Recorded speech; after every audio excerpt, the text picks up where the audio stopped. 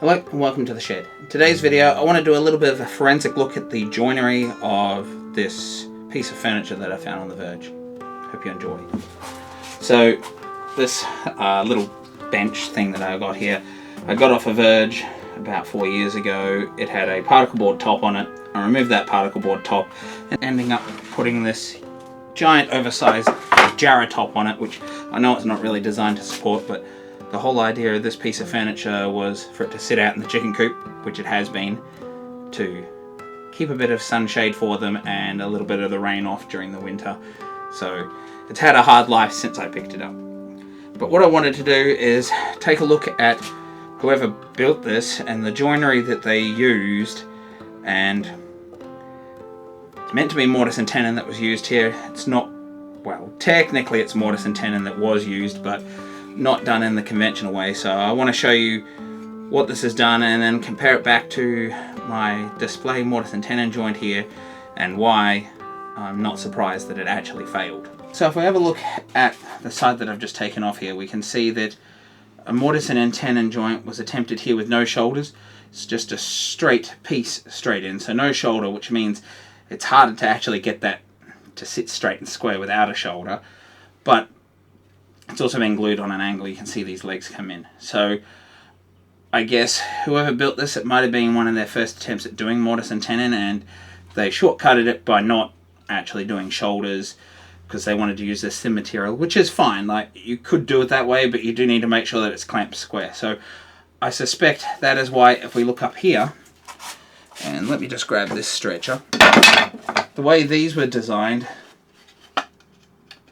is sort of as a mortise and tenon, but because they were likely struggling, they've cut straight into the top here and it's just sitting in. So let's have a look at why that is actually fundamentally not a good idea.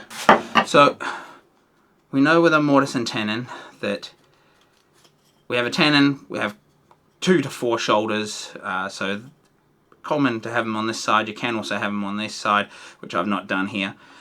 And the shoulders allow you to bring it in, and with nice square shoulders you get a nice tight joint, and it also allows you to draw bore it to pull it in tight if you don't glue it.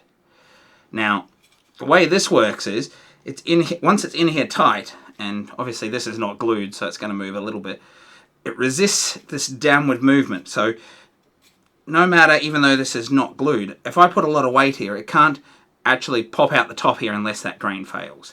And yes, that can be a weak point in that grain, but under the use of something like what this little table, which was probably a little side table, there's no way that's really going to force itself off. The fundamental issue with this mortise and tenon was, when it's in here, if it's just glued in and it's opened on the top, any force like that is going to get it to pop straight out.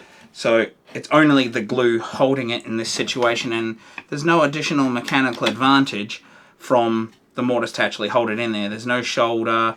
It's not closed on the top, and we can see that even with another leg on there and a tabletop, it is susceptible to both legs swinging out as well, but, which I suspect is actually what's happened in this case. But this movement means that it's going to be weak, and yes, under normal circumstances it's probably okay, but it would have been better off to have a closed mortise and just notched it, or used a haunched mortise and tenon to actually hold that, and then we would have had this stretcher up here, but we would have had a lot of strength of the mortise running into the leg. So essentially that's what I wanted to share, looking at this and where we try to shortcut the mortise and tenon joint or joinery that's been around a long time, we do end up with these fundamental issues of weakness, which the joint is designed to avoid if done and not shortcutted. So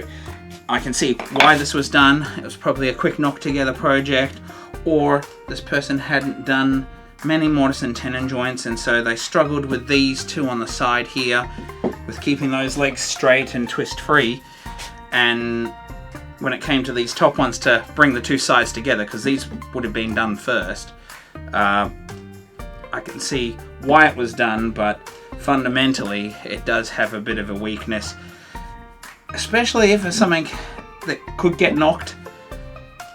it's likely to break them off, because even having some sort of a top sitting on here is not actually adding any more additional strength to these legs or these joints. Another thing that could have been done in this situation, which would have made it a lot stronger, was to actually put some pins through into the mortise, or into the tenon in this case, and that would have made it a lot stronger.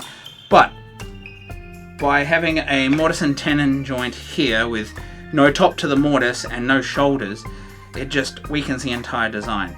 If this was done open on the top like this, and this tenon actually had a shoulder, the shoulder itself could actually help to stop it popping out of the top, because it'll have some additional mechanical advantage on the front here, and even without the mechanical advantage on the back, it's still much stronger if it had that shoulder.